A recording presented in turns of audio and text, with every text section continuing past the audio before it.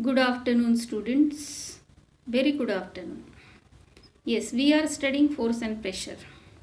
So let's see the types of forces. In that, there are two types of forces, that is contact forces and non-contact forces. Some forces act on bodies only when they are in contact with the body. Examples are muscular force, frictional force. So these are known as contact forces. Some other forces can also act on bodies which are not in contact. Examples are gravitational force, magnetic force and electrostatic force. These are non-contact forces. See in this picture, a boy using muscular force to lift a bucket, right? Another boy is using muscular force to kick a football. A girl is using muscular force to pedal the bicycle. So all these are the examples of muscular forces to do some activities. Even so, this force which is applied by our body, where does it come from? This force is caused by the action of muscles in our body. So the force resulting due to the action of muscles is known as muscular force. Since our body is in contact with the object, muscular force is a contact force. We use muscular force during walking, running, pushing, pulling and lifting certain objects. Animals like elephants and also bullocks perform various tasks such as carrying heavy load, flowing feeds, pulling carts. You can see in the picture. An elephant carries load, oxen plow our fields. Even the force exerted by a machine to do some work is called mechanical force. Right? A car moves only when its wheel move. So the force exerted by the car engine to move the wheel is the mechanical force. Right? Now we will see the second type. What is that? Frictional force.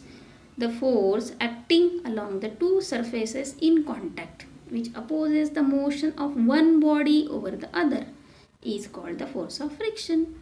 Frictional force always opposes the motion of the moving body. The force of friction is due to roughness of the surface of the bodies in contact. More is the roughness of the surface in contact, more is the force of friction. And smooth surface reduces friction, such as oily surface, polished surface, they reduces friction. Okay. Now see, here a moving ball stops after some time due to frictional force, as there is the rough surface, so it comes to rest, right? So whenever one surface moves or tries to move over another surface, the force of friction starts acting on the surfaces. It always opposes the motion. So there is friction between the tires of bicycle and the road, and between the block of wood and the floor, right? So since the force of friction arises due to contact between surfaces, so it is a contact force.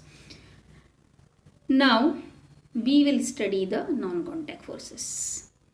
So there are three examples as well as subtypes of non-contact forces, that is gravitational force, magnetic force and electrostatic force. Let's see first non-contact forces. Gravitational force, a force that acts on you and on all objects around you all the time, is gravitational force.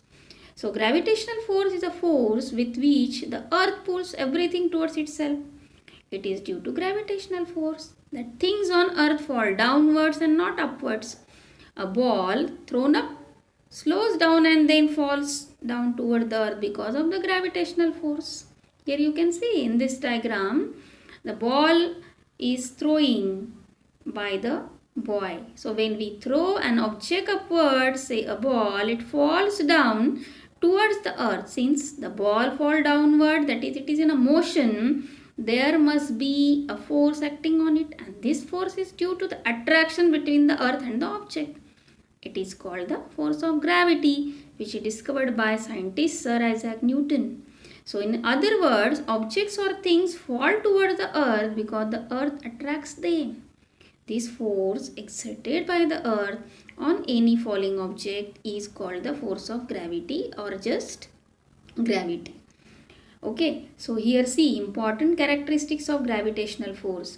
Gravitational force between two bodies form an action and reaction pair.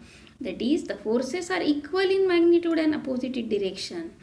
Okay, so this gravitational attraction where the bodies attract each other because of gravity, right?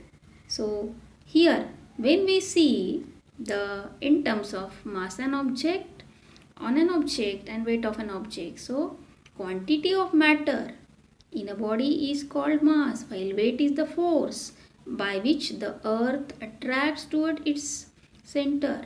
Then here the mass of body is always constant everywhere in the universe, while weight always attracted towards earth varies from place to place. Weight of a body varies from place to place. Mass of a moving body is m equal to f upon a, you know, and weight equal to mg, that is g is the acceleration due to gravity. Okay, then mass can be determined by ordinary balance while weight can be determined by spring balance, and unit of mass is kilogram while unit of weight, that is a measure of force, is Newton. So this is the difference between the mass and weight, right? So when you weigh an object using a spring balance, you measure the earth's gravitational force on an object, students. You would weigh less on the moon than on the earth because the moon has less mass than the earth and hence smaller gravitational force. It therefore pull object towards itself with the lesser force. On the other hand, you would weigh 3 times more on Jupiter, which has greater mass than the earth and hence greater gravitational force, right? Now we will see next non-contact force, that is magnetic force. Now already you know this activity, you have seen also in previous class. When you bring a magnet near iron cliffs, so do not touch the magnet to the iron cliffs. The iron cliffs move from their original position towards the magnet under the influence of magnetic force. It is seen that magnetic force acts even though the two objects, that is magnet and iron cliffs, are not in contact with each other, right? So the magnetic force is an example of non-contact force. Now electrostatic force. What is this? When the comb, you have done this activity, right? When the comb is rubbed in your hair and it acquires a property called electrostatic charge. And this electrostatic charge can be positive or negative. If you will bring this rub comb in hair towards bits of paper, see these bits of paper will attract towards it, right? So why these bits of paper attract? Because this force, electrostatic force, like magnetic force, also acts from a distance and is called a non-contact force. Understood, students? So here we have seen the all examples of non-contact force and contact force. So thank you, students, and have a nice day.